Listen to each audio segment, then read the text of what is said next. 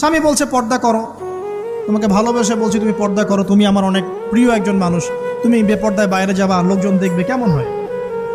ঠিক আছে, তোমাকে তো আমিই বিয়ে করেছি, তুমি আমার মানুষ, তোমাকে দেখবে কেন? প্রিয় মা ও বোনেরা, পর্দা ছাড়বেন না। আপনাদের জন্য 4টা কাজ: স্বামীর আনুগত্য করা, লজ্জাস্থানের হেফাজত করা, আপনার 5 ওয়াক্ত সালাত ঠিকঠাক মতো আদায় করা এবং রমজান মাসে সাওম রাখা। নবীজি বলেছেন সাল্লাল্লাহু আলাইহি ওয়াসাল্লাম, জান্নাতের যে কোনো দরজা দিয়ে ইচ্ছা আপনি প্রবেশ করতে পারেন। আপনার জন্য সহজ। আর স্বামীর আনুগত্য বলতে আমি বুঝাইনি স্বামীর দাসত্ব করতে হবে, এটা বলিনি। এখনকার কিছু ফ্যামিলিস্ট মেয়ে আছে, ওরা আনুগত্য শব্দ মনে হয় যে দাসত্ব মনে হয়। আনুগত্য দাসত্ব এক জিনিস না। আনুগত্য কি? স্বামী কোরআন সুন্নাহর অনুকূলে কোনো কথা বলেছে, আপনি মানবেন। স্বামী বলছে পর্দা করো, তোমাকে ভালোবেসে বলছি তুমি পর্দা করো, তুমি আমার অনেক প্রিয় একজন মানুষ, তুমি বেপর্দায় বাইরে যাবা, লোকজন দেখবে, কেমন হয়?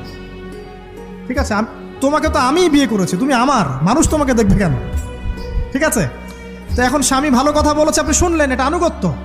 আর ওই স্বামী যদি বলে আসো তো আমার কলিগরা এসেছে, তোকে খাবার সার্ভ করতে হবে, আসো খাবারটা পরিবেশন করো, এখন আপনি বেপর্দা হয়ে আপনার স্বামীর কলিগের সামনে খাবার পরিবেশন করতে শুরু করলেন, এটা কি আনুগত্য করতে হবে? এটা তখন আপনি আনুগত্য করবেন না।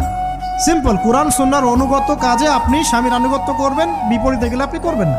স্বামীর আনুগত্য মানে স্বামীর দাসত্ব নয়।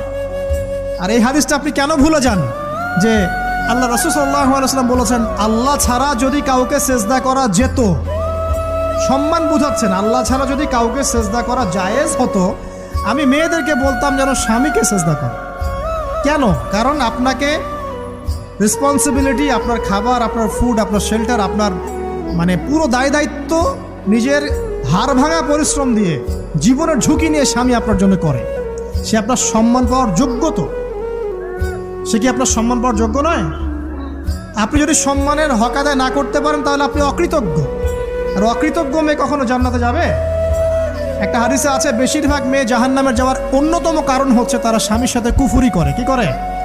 মানে সারা জীবন স্বামী ভালোবেসে যায়, ভরণ পোষণ দিয়ে যায়, সব চাহিদা পূরণ করে যায়, একদিন দেখবেন কথা কাটাকাটি হয়েছে, ওই দিন বলে বসবে যে তোমার কাছে আমি কিচ্ছু পাই নাই সারাদিন। এই যে কুফুরি, এই কারণে তারা জাহান্নামে যেতে পারে বেশি। আল্লাহ হেফাজত করুন।